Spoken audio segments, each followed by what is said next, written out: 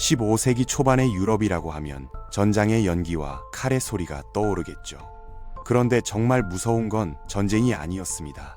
종교 자체가 두 갈래로 갈라져 있었거든요. 두 명의 교황이 서로를 가짜라 부르며 파문을 주고받던 시대. 하나의 신이 두 명의 대리인을 가졌던 믿음이 가장 큰 분열을 맞은 순간이었죠. 전쟁보다 더 복잡한 건 돈이었습니다. 각 도시 국가들은 자신이 지지하는 교황을 위해 막대한 자금을 쏟아부었고, 유럽 전역은 종교가 아니라 돈의 전쟁터가 되어가고 있었습니다. 그 혼란의 중심에서 한 피렌체의 은행가는 조용히 웃고 있었습니다. 그는 남들이 두려워한 위기 속에서 기회를 본 사람이었죠. 조반니 디 비치 데 메디치는 이 모든 혼란을 지켜보며 계산기를 두드리고 있었습니다. 겉으론 평범한 환전업자 출신이었지만 그의 머릿속에는 유럽의 권력을 완전히 뒤바꿀 금융 전략이 있었습니다. 그는 이 위기가 진정한 권력으로 향하는 통로가 될 것이라는 사실을 깨달았고, 돈을 넘어서는 참된 부는 바로 영향력에서 나온다는 진리를 이해했습니다. 만약 자신이 교황을 만드는 데 성공한다면 그 순간 신의 대리인조차 은행 장부 속에 이름을 올리게 될 것입니다. 그리고 조반니는 마침내 한 인물을 찾아냅니다. 냉혹한 야망과 끝없는 권력욕으로 불타오르던 사내, 바티칸의 금고를 메디치 가문의 손에 넘길 수 있는 남자, 그의 이름은 발다사레 코사였습니다. 이 순간부터 유럽의 운명은 신이 아닌 은행가의 손에 의해 결정되기 시작합니다. 오늘 우리는 15세기 유럽 바티칸을 통째로 집어삼켜 시내 위에 있던 한 가문, 메디치 가문의 흥망성쇠를 따라가 보려 합니다.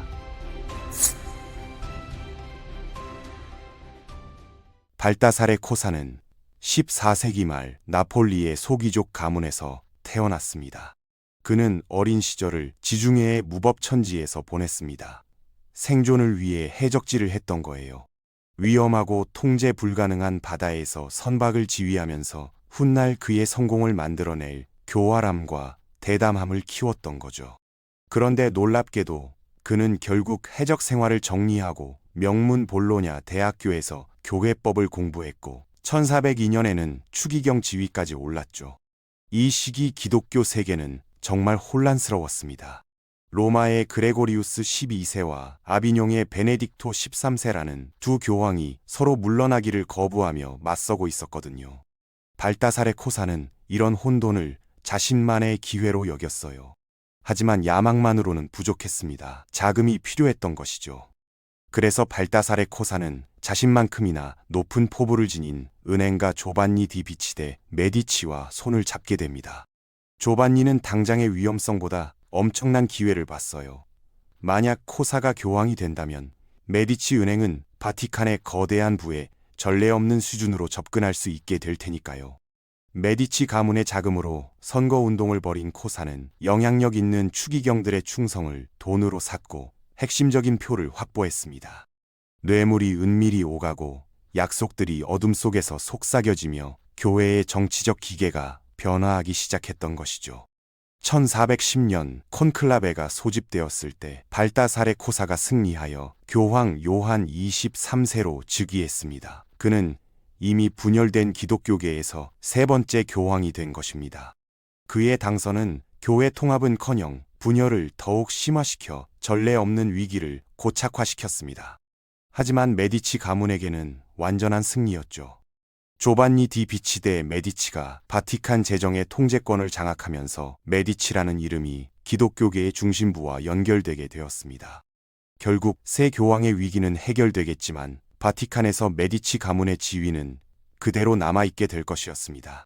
1420년대 후반 조반니 디 비치 데 메디치의 건강이 악화되기 시작하면서 메디치 가문의 한 시대가 종료되었습니다. 그는 수년간 아들 코시모가 뒤를 이어 사업을 계속할 수 있도록 준비시켜 왔습니다. 코시모 데 메디치는 조용하면서도 강렬한 인물이었지만 이미 예리한 지성과 절제된 태도로 명성을 얻고 있었죠. 1428년 조반니가 세상을 떠나면서 아들 코시모에게 바통을 넘겨주었습니다. 아버지의 죽음과 함께 코시모는 그림자에서 벗어나게 됩니다. 그는 메디치 은행을 장악하고 피렌체 은행업계를 훨씬 넘어서는 더 큰 권력과 영향력, 유산을 목표로 삼았습니다. 하지만 그는 알지 못했습니다. 피렌체의 지배층 사이에서 쿠데타가 진행되고 있으며 그의 적들이 접근하고 있다는 사실을 말이죠. 그가 제국을 위해 품고 있는 모든 구상이 곧 그의 권력을 확보할 수 있는 정치적 전투에서 시험받게 될 것입니다. 1433년경 피렌체는 벼랑 끝에 서게 됩니다. 메디치 은행가의 부상은 도시 국가의 다른 엘리트들에게는 나쁜 소식이었습니다. 강력한 리날도 델리 알비치가 이끄는 알비치 가문의 지배계층은 코시모를 단순한 경쟁자가 아니라 피렌체 공화국에 대한 자신들의 지배 기반에 대한 위협으로 인식했습니다. 피렌체가 재정적, 정치적으로 불안정한 시기에 리날도가 움직입니다. 그는 선거를 조작하여 자신의 대의에 충성하는 동맹자들로 의회를 채웠습니다. 그리고 도시를 장악한 후 공격을 가합니다. 그는 코시모가 반역 행위를 저질렀으며 공화국 자체를 무너뜨리려는 음모를 꾸몄다고 고발합니다. 코시모는 음모의 전체 규모를 알지 못한 채 시민 문제를 논의한다는 명목으로 시뇨리아 궁전으로 소환됩니다. 그가 도착하자 매복을 당했습니다. 그는 그 자리에서 체포되어 시뇨리아 탑 꼭대기에 비좁은 감방인 알베르게토로 끌려갔습니다. 리날도는 코시모를 처형할 의도를 가지고 있었지만 인맥이 광범위한 인물을 처형하는 것은 위험하게 느껴졌습니다. 그 대신 의회는 추방을 선택했죠. 리날도는 코시모가 사라지면 메디치 가문의 권력이 붕괴될 것이라고 믿고 마지못해 타협안을 받아들였습니다. 하지만 메디치 가문에게 망명은 단지 일시적인 좌절일 뿐이었습니다. 패배라기보다는 전략적 후퇴였던 것이죠. 추방의 그늘 속에서 코시모는 재건을 시작합니다. 리날도 델리 알비치의 지도하에 있던 피렌체는 곧 흔들리기 시작했습니다. 리날도는 두려움과 배제를 통해 통치했는데 이는 지배 계층뿐만 아니라 일반 대중의 분노를 더욱 깊게 만들었습니다.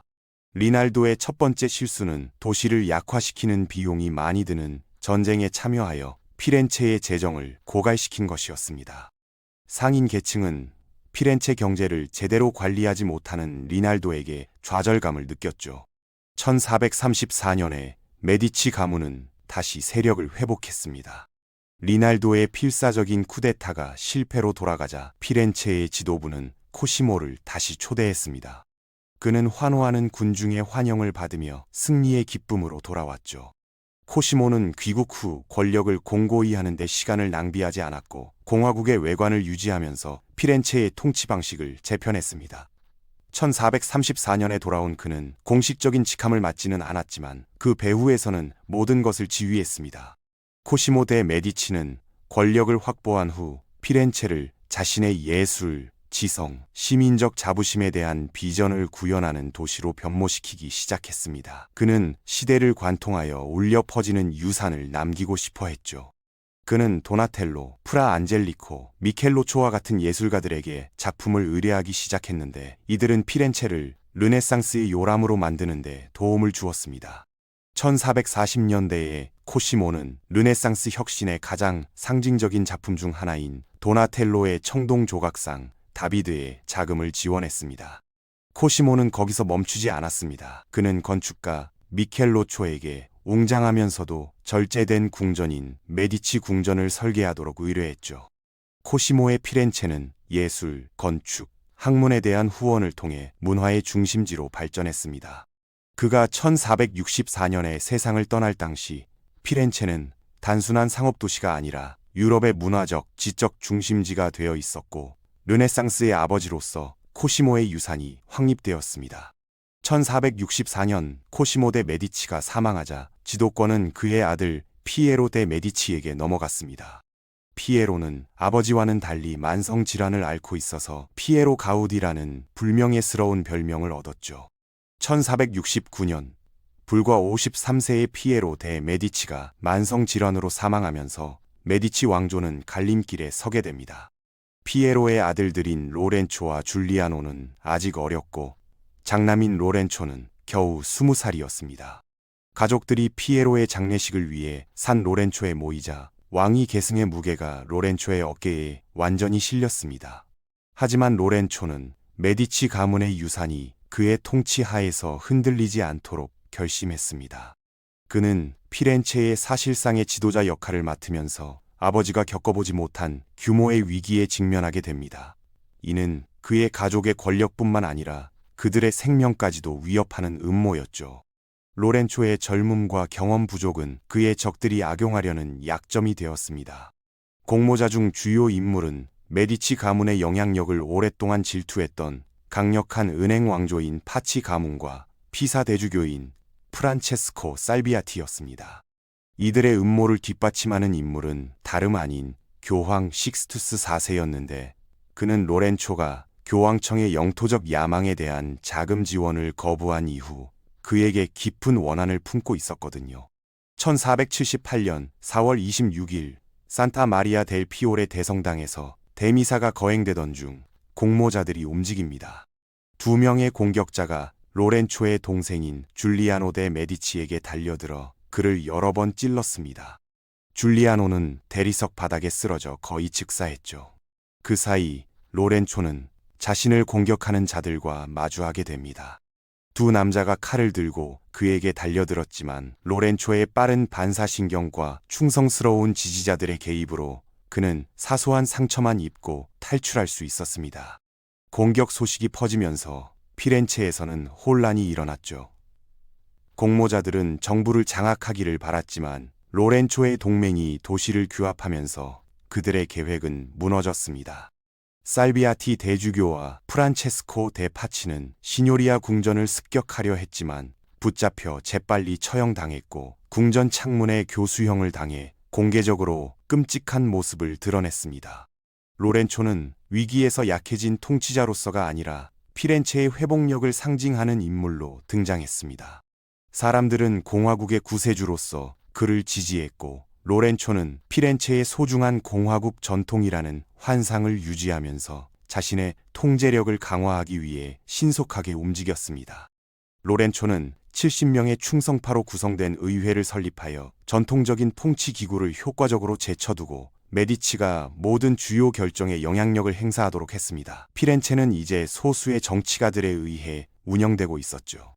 로렌초는 정치적 천재였고 그는 세금을 사용해 친구들에게 보상을 주고 경쟁자들을 약화시켰으며 일반 대중을 행복하게 하는 공공 프로젝트에도 자금을 지원했습니다. 메디치 가문의 권력이 확고히 자리 잡자 로렌초는 피렌체의 문화적 정체성을 구축하는 데 주력합니다. 로렌초 데 메디치는 미켈란젤로 부오나로티라는 청년을 발견하고 그는 이 젊은 조각가의 잠재력을 금세 깨달았습니다. 로렌초는 미켈란젤로에게 자원과 교육을 제공함으로써 그를 신성한 아름다움과 생생한 감정을 융합하여 인본주의의 이상을 구현하는 예술가로 성장시키는 데 도움을 주었죠.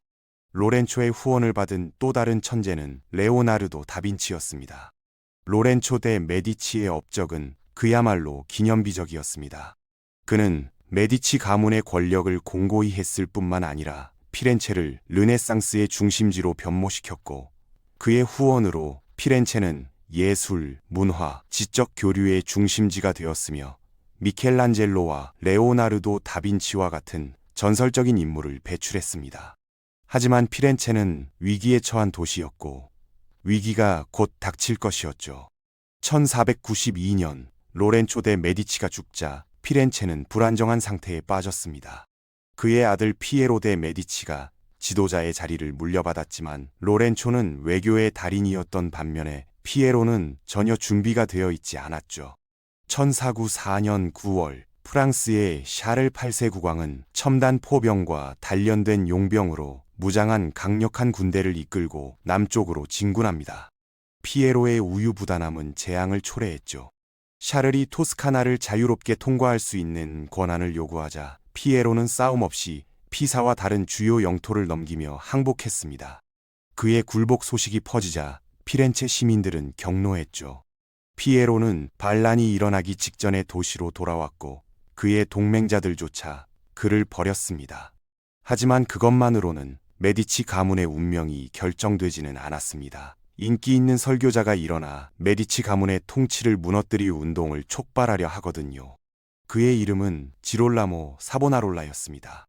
도미니코회의 스사인 지롤라모 사보나롤라는 도시의 도덕을 수호하는 십자군으로 등장했습니다. 그의 말은 부패와 과잉의 환멸을 느낀 사람들에게 희망과 두려움을 동시에 불러일으켰습니다. 1452년 페라라에서 태어난 사보나롤라는 어린 시절부터 종교에 깊이 매료되었고 23세에 그는 의학계에서의 유망한 경력을 포기하고 도미니코회에 입회하여 엄격하고 헌신적인 삶을 살았습니다. 1480년대에 사보나롤라는 자신이 신의 계시를 받았다고 믿는 경험을 했고 사보나롤라의 신의 분노에 대한 비전은 생생하고 종말론적이었습니다. 오늘날의 종말론 설교자들처럼 그는 두려움과 불확실성을 이용했고 답을 갈구하던 도시에 구원을 제안했습니다. 그는 르네상스 예술의 허영심, 은행가들의 탐욕, 지배계급의 타락을 맹렬히 비난했는데 그 중에서도 메디치 가문을 가장 맹렬히 비난했습니다. 1494년 프랑스의 샤를 8세가 남쪽으로 진군하자 사보나롤라는 그 순간을 포착했고 그는 샤르를 신의 분노의 도구로 선언하고 피렌체의 도덕적 타락을 처벌하기 위해 파견되었다고 주장했죠. 피에로 데 메디치가 프랑스에 항복하고 피렌체의 존엄성과 영토를 싸움 없이 내주자 사람들은 그에게 등을 돌렸습니다. 사보나롤라는 영향력이 커지면서 피렌체가 엄격한 도덕률에 따라 통치되는 신권 정부, 즉 새로운 예루살렘을 건설하도록 조종했습니다. 하지만 사보나롤라의 통치는 오래가지 못했죠. 바티칸은 통제되지 않는 종교 권력을 허용할 수 없었고 1498년 5월 20일 사보나롤라는 피렌체 시뇨리아 광장에서 처형당했습니다. 하지만 메디치 가문에게 피렌체는 지금은 사라진 곳으로 남아 있었습니다. 영향력을 회복하기 위한 그들의 권력의 원천은 다른 곳에서 나올 것이었죠. 피에로는 피렌체의 메디치 가문의 권력 붕괴를 초래했고 가문 제국의 미래는 절망적으로 보였지만 그의 동생 조반니 데 메디치는 예상치 못한 방식으로 그들의 영향력을 되찾으려 하고 있었죠. 어린 시절 조반니는 로렌초 대제가 직접 선택한 메디치 가문의 웅장한 분위기에 푹 빠져 가문의 유산을 종교계로 이어갔습니다. 조반니는 불과 13세의 나이에 추기경으로 임명되었는데 이는 로렌초가 메디치 가문의 권력을 바티칸과 엮기 위해 조직한 조치였죠. 로렌초는 단지 정치에만 관여한 것이 아니었고 그는 메디치 가문의 혈통을 바티칸의 심장부에 심어 놓았던 것입니다. 1513년 37세의 조반니가 수년간의 계산된 외교적 노력 끝에 마침내 결정을 내릴 순간이 왔습니다. 교황 율리우스 2세가 세상을 떠나자 조반니는 이것이 종교계에서 가장 강력한 인물이 될 수 있는 기회라는 것을 깨달았습니다. 그 당시 메디치 가문은 피렌체에서의 입지를 잃었지만 그들의 은행 제국과 바티칸 재정에 대한 통제력은 여전히 매우 강력했거든요. 1513년 3월 12일 조반니 데 메디치가 교황 레오 10세로 선출되면서 메디치 가문에서 처음으로 교황이 되었습니다. 메디치 가문이 종교계의 최고위직에 오른 것은 이번이 처음이었고 그렇게 함으로써 그들의 가문의 명예를 회복하고 피렌체로의 승리한 귀환의 길을 닦았습니다. 교황 레오 10세의 생활 방식은 남달리 사치스러웠습니다. 그는 라파엘과 미켈란젤로에게 작품을 의뢰하는 등 예술에 막대한 돈을 썼으며 유럽 전역에서 화제가 된 호화로운 연회와 축제를 주최했습니다. 그의 교황직은 사치의 대명사였죠. 레오 10세는 교황청을 자신의 무대로 삼아 메디치 가문의 이름과 그 영광을 과시할 기회로 여겼고 허영심 넘치는 프로젝트, 축제, 사치스러운 전시, 그리고 물론 성 베드로 대성당의 대대적인 재건축에 엄청난 돈을 쏟아부었습니다. 곧 바티칸은 거의 파산하게 됩니다. 더 많은 돈을 모으기 위해 교황 레오 10세는 면죄부 판매를 늘렸죠.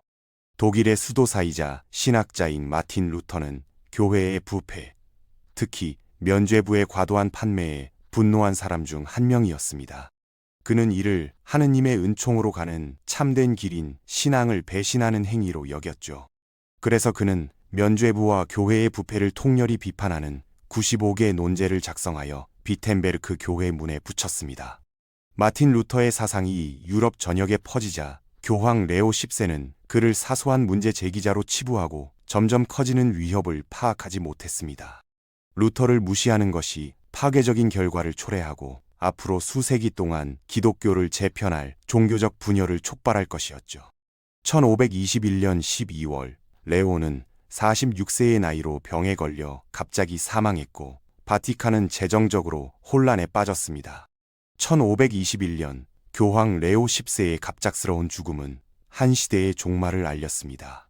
그의 사치스러운 생활 방식은 예술을 풍요롭게 했지만 교회는 재정적으로 어려움을 겪었죠. 교황 레오 10세가 죽은 후 바티칸은 네덜란드 출신의 독실한 개혁가인 하드리아노 6세를 교황으로 선출했고, 이는 줄리오 데 메디치에게는 예상치 못한 좌절이었지만 그는 포기하지 않았습니다. 불과 2년 만에 교황 하드리아노 6세가 갑작스럽게 사망하면서 교황직은 다시 공석이 되었고, 이번에 줄리오는 뛰어난 외교적 수완을 발휘해 회의를 이끌어가며 안정과 메디치 가문의 리더십을 약속하며 지지자들을 규합했습니다.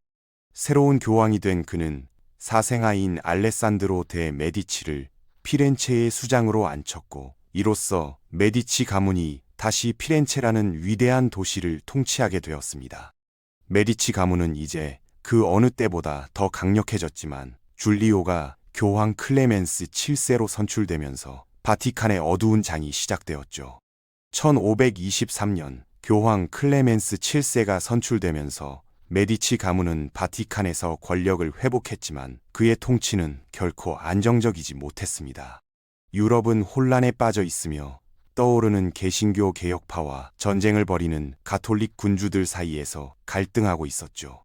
이 폭풍의 중심에는 신성 로마 제국의 황제 카를 5세가 서 있었습니다.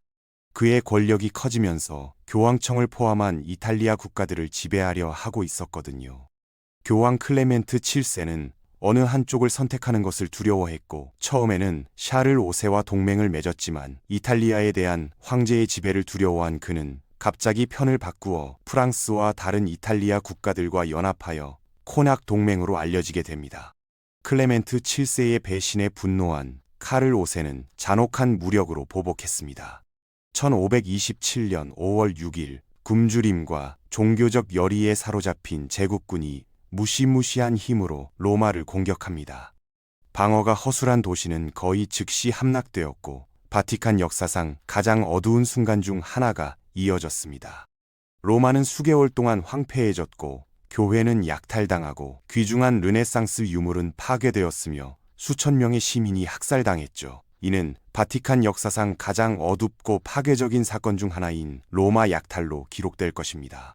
교황 클레멘트 7세는 그의 사생아인 알레산드로 데 메디치를 피렌체의 수장으로 임명했지만 그것은 또한 역효과를 낳았죠.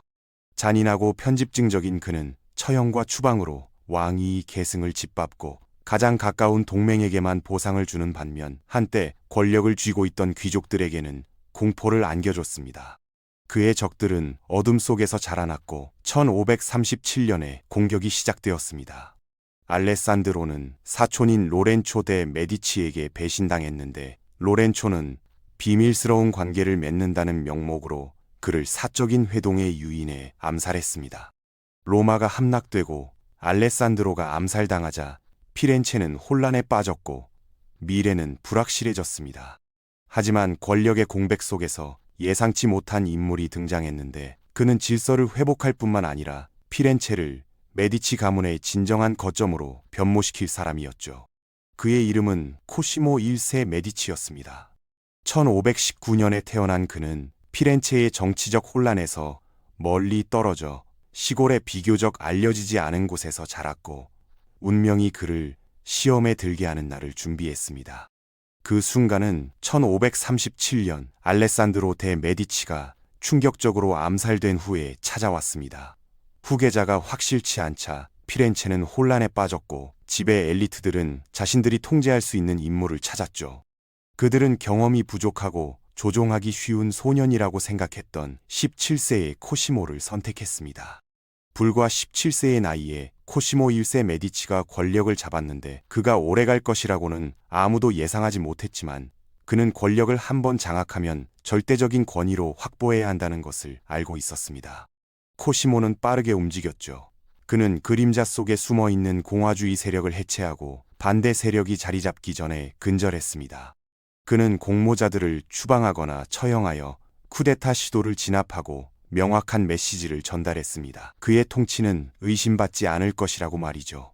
그는 개인 경호원을 조직하여 피렌체 군대에 대한 지배력을 강화했고 천천히 그러나 확실하게 신뢰할 수 없는 귀족들을 충성파로 대체하고 정부를 자신의 편으로 재편했습니다. 피렌체의 지휘권을 확보한 코시모는 이제 더 큰 야망을 품게 되었죠. 1555년 수년간의 신중한 외교와 군사적 준비 끝에 그는 부유하고 독립적인 도시 국가인 시에나를 목표로 삼았습니다. 스페인 왕관의 지원을 받은 코시모는 잔혹한 포위 공격을 감행해 도시를 굶겨 항복시켰고 15개월간의 저항 끝에 시에나는 함락되어 코시모가 그것을 자신의 영토로 흡수했죠. 시에나가 메디치 가문의 지배를 받게 되면서 코시모의 야망은 새로운 차원으로 치달았습니다. 그는 카를 5세 황제에게 더 큰 인정을 청원했고 1569년에 교황 비오 5세는 그에게 토스카나 대공이라는 칭호를 부여했습니다. 코시모는 철권 통치, 군사적 정복, 정치적 교활함을 통해 메디치 가문을 은행가 가문에서 진정한 군주로 탈바꿈시켰습니다.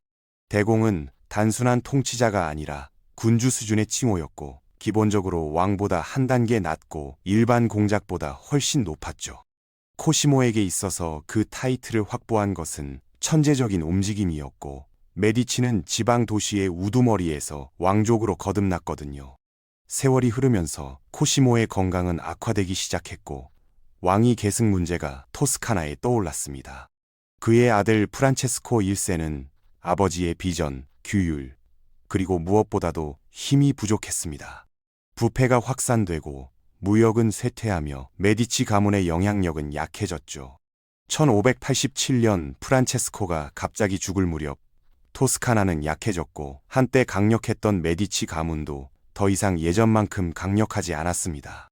하지만 메디치 가문은 피렌체에서 쇠퇴하고 있을지 몰라도 그 어느 때보다 더 큰 권력을 휘두르게 될 것이었죠. 이탈리아가 아니라 프랑스에서 말입니다. 그리고 그것은 왕좌로부터 나올 것이었습니다.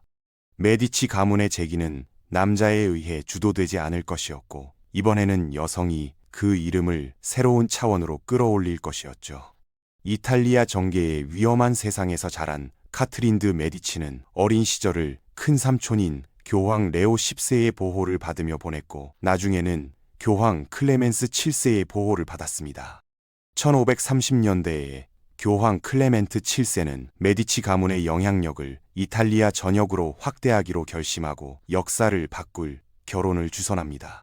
카트린은 14세가 되어 프랑스와 1세의 둘째 아들인 헨리 왕자와 결혼하기 위해 프랑스로 가게 됩니다. 이 결혼은 전략적으로 중요한 의미를 가졌죠. 프랑스는 교황청과 긴밀한 관계를 추구하고 메디치 가문은 유럽 왕족 사이에서 흔들리지 않는 발판을 원했습니다. 그녀는 수년 동안 곁에서 침묵을 지키며 지켜보고 기다렸고 그 순간을 위해 준비해왔죠. 1547년에 모든 것이 바뀌었습니다. 프랑스와 1세가 매독으로 죽고 그의 아들 헨리가 왕위를 계승하고 카트린이 프랑스의 왕비가 되었지만 왕관은 아무런 권력도 가져다주지 않았습니다. 1559년 운명이 문을 열었습니다. 왕실 결혼을 축하하기 위해 마상 시합 대회가 열렸고 헨리 왕은 경기장에 입장하며 힘을 보여주고 싶어 했죠. 그는 가브리엘 드 몽고메리를 상대로 돌격했는데 깨진 창이 헨리의 헬멧을 뚫고 그의 두개골에 박혔습니다. 1559년 7월 10일 헨리 2세가 죽었습니다. 헨리 2세의 갑작스러운 죽음으로 카트린 드 메디치는 남편의 그늘에서 벗어났습니다. 그녀의 장남인 프란치 2세는 불과 15살이었으며 왕위를 계승했지만 그는 약하고 경험이 부족하고 병약했죠. 1560년 그의 동생 샤를 9세가 불과 10살의 나이로 왕위에 올랐고 카트린은 그 순간을 포착하여 프랑스를 하나로 묶을 수 있는 유일한 인물로 자신을 자리매김했습니다. 카트린 드 메디치는 왕비로서가 아니라 사실상 여왕으로서 프랑스를 통치했습니다. 하지만 프랑스는 자기 자신과 전쟁을 벌이는 왕국이었습니다. 개신교 위그노 교도와 가톨릭 귀족은 통제권을 놓고 치명적인 투쟁을 벌이고 있었거든요. 1572년에는 이러한 긴장이 폭발하여 역사상 가장 악명 높은 학살 사건 중 하나가 발생했습니다. 카트린의 명령에 따라 수천 명의 개신교 지도자와 시민들이 파리 거리에서 학살당했고, 이는 성 바르톨로뮤 축일의 학살 사건으로 기록되었죠. 1574년 샤를 9세가 죽자 그녀의 권력은 흔들리기 시작했고, 그녀의 다음 아들인 헨리 3세가 왕위를 계승했지만 그는 어머니와는 달리 우유부단하고 사치스러우며 국민의 투쟁과 동떨어져 있었습니다. 카트린 드 메디치는 발루아 왕조가 완전히 붕괴되기 불과 몇 달 전인 1589년에 사망했습니다. 그녀의 마지막 아들인 헨리 3세가 암살당하면서 그녀의 혈통에서 후계자가 없는 프랑스가 탄생했죠. 결국 그녀는 왕국이 쇠퇴하고 아들은 약해지고 그녀의 유산은 피로 얼룩진 채 죽었습니다. 메디치 가문의 이름은 프랑스에서 최고의 전성기를 맞았지만 그 영향력은 이제 약해지고 있었습니다. 헨리 3세가 죽자 발루아 왕조도 함께 멸망하고 헨리 4세가 이끄는 부르봉 왕조가 왕위를 차지했죠. 토스카나의 메디치 대공은 그 후 1세기 동안 권력을 유지했지만 그들의 권력은 한때에 비하면 희미해졌습니다. 거대 은행 제국은 사라졌고 이탈리아에서의 정치적 영향력도 약해졌죠. 1737년 마지막 메디치 가문의 통치자였던 잔 가스토네 데 메디치가 후계자 없이 죽고 피렌체는 오스트리아의 지배를 받게 됩니다. 야심찬 은행가 가문에서 피렌체, 교황청, 심지어 프랑스까지 통치하게 되었지만 결국에는 끝이 났습니다. 하지만 메디치 가문의 유산은 그대로 남아있고 그들의 흔적은 정치뿐만 아니라 르네상스, 대궁전, 예술, 그리고 현대 유럽의 문화를 통해 역사에 남았습니다. 메디치 가문은 그 전이나 그 후의 어떤 가문보다도 권력의 기술을 완벽하게 터득했고 피렌체에서 바티칸까지 그들의 영향력은 여전히 남아있으며 그들은 단순한 통치자가 아니라 현대 세계의 건축가였습니다. 오늘은 15세기 유럽을 지배했던 최초의 그림자 정부 메디치 가문의 이야기였습니다.